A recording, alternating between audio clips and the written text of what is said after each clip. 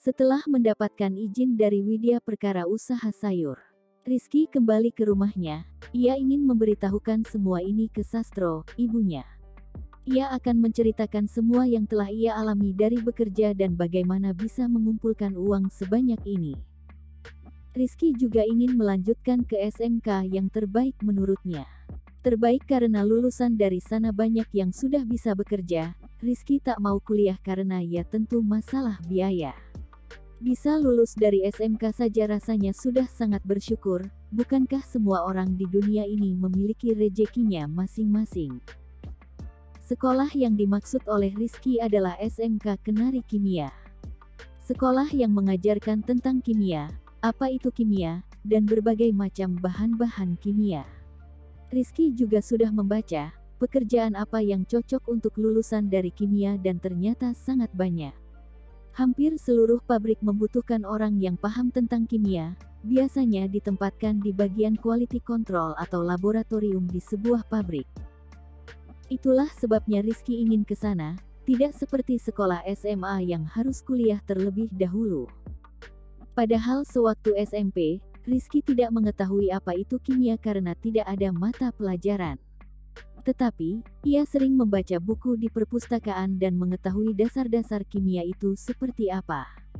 Itu menjadi modal tersendiri bagi Rizky untuk bisa memahami dan mempelajari apa itu kimia. Setelah sampai di rumah, Rizky langsung ingin menemui Sastro, ibunya. "Bu," teriak Rizky dari luar. Sastro yang sedang berada di kamarnya langsung keluar. "Kenapa?" "Ada yang ingin aku sampaikan," kata Rizky gugup. "Apa itu?" tanya Sastro heran, kenapa anaknya tiba-tiba ingin menyampaikan sesuatu. Padahal sebelumnya ia tidak pernah bercerita masalah apapun.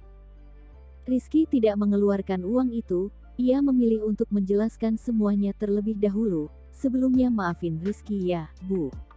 Karena sudah membohongi, sebenarnya Rizky pulang larut sore setiap hari itu untuk bekerja. Rizky bekerja menjual sayur dengan sepeda yang ada gerobaknya. Sepeda dan gerobaknya itu milik seseorang dan Rizky hanya menjualnya. Rizky tahu, abis dari SMP pasti ke SMA dan membutuhkan uang yang tidak sedikit. Oleh karena itu, Rizky memutuskan untuk bekerja." "Bu," jelas Rizky dengan menundukkan kepalanya. Ia tak sanggup menatap Sastro yang wajahnya terlihat sedih tapi juga bahagia karena anaknya bisa mengerti akan keadaannya. "Jadi, selama ini kamu bekerja. Kenapa tidak bilang kalau kamu bekerja, Rizky?" tanya Sastro. "Rizky tidak ingin membuatmu khawatir, Bu," jawab Rizky singkat. Memang hanya itu alasan Rizky tidak memberitahu Sastro. Sastro hanya diam dan mengusap air matanya. Tiba-tiba Sastro dikagetkan dengan Rizky yang membuka tasnya. "Ini hasil bekerja selama ini, mungkin ini cukup buat uang masuk ke SMA, Bu. Jadi, Ibu nggak usah khawatir masalah biaya," tegas Rizky. "Ya ampun." Sastro memeluk Rizky dengan erat, ia benar-benar tak menyangka akan anak yang terakhirnya ini. Fokus Sastro juga terhadap si Rudi yang masih kuliah dan membutuhkan banyak uang, tetapi ia melupakan Rizky yang juga tentunya butuh biaya. "Maafin Ibu nak, Ibu sedang fokus ke kakakmu saja si Rudi, padahal di sisi lain ada kamu yang juga butuh uang. Tetapi kamu malah rela bekerja sepulang sekolah, untuk mencukupi biayamu sendiri. Maafin Ibu." Sastro menangis terisak-isak. Melihat itu membuat Rizky juga bersedih. "Udah, Bu. Jangan nangis lagi. Itu uang sisanya buat kamu aja, terserah mau dibuat apa. Ibu nggak minta, itu kan uang hasil kerja kerasmu, nak," kata Sastro mengusap air matanya. "Jadi gini, Bu. Uang sisanya akan digunakan untuk modal usaha. Rizky dikasih gerobak sama Bu Widya karena beliau akan keluar kota. Rizky akan berjualan sayur aja, Bu. Kebetulan sudah banyak pelanggan Rizky," jelas Rizky yang memang sudah ia rencanakan. "Jadi kamu sudah mempunyai rencana ya?" Sastro sungguh kagum terhadap anaknya ini. Bahkan ketika mempunyai uang ia tidak menghamburkannya, justru ia malah ingin terus bekerja. Sastro benar-benar salut.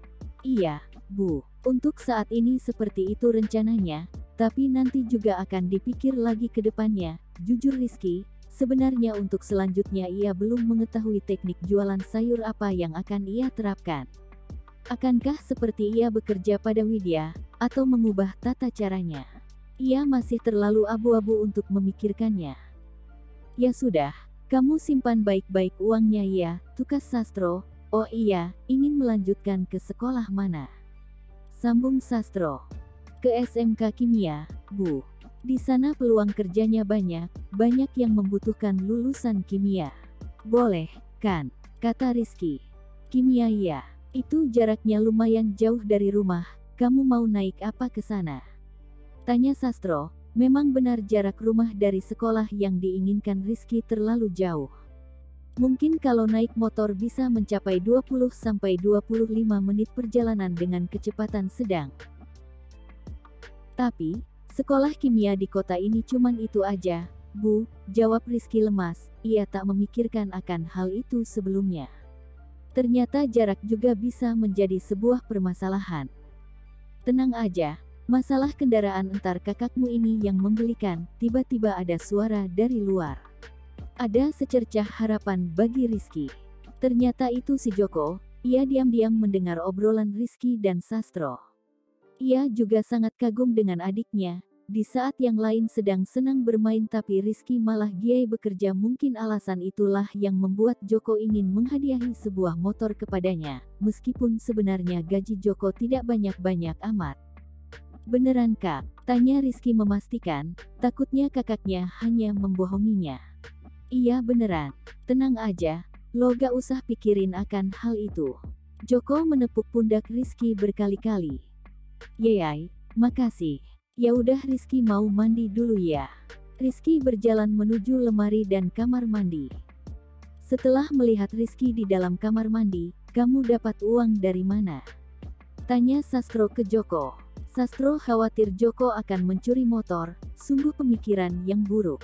Tenang aja, Bu. Joko ada tabungan yang udah dari dulu, rencananya buat menikah tapi tak apa buat Rizky dulu aja. Ia juga sudah sangat membanggakan bukan? Dengan ia giat bekerja sepulang sekolah. Bahkan ia mempunyai rencana lagi ke depannya. Masalah biaya nikah Joko ke depan, biar itu urusan Joko ya, Bu, jelas Joko yang membuat Sastro meneteskan air matanya lagi. Ia bersyukur bisa memiliki anak yang mengerti akan keadaan, saling mendukung satu sama lain. Terkadang kita bisa mengubur impian kita demi adik bisa bahagia, Bu. Gak masalah impian itu, kan masih ada hari lain. Tetapi kalau masalah Rizky, ia benar-benar butuh akan kendaraan itu, sambung Joko lagi, dan berjalan menuju kamarnya. Ia tak tega melihat Sastro yang menangis. Sastro mengelus dadanya, Alhamdulillah ya Allah memiliki anak yang mengerti akan keadaanku ini, aku sangat bersyukur, batin Sastro.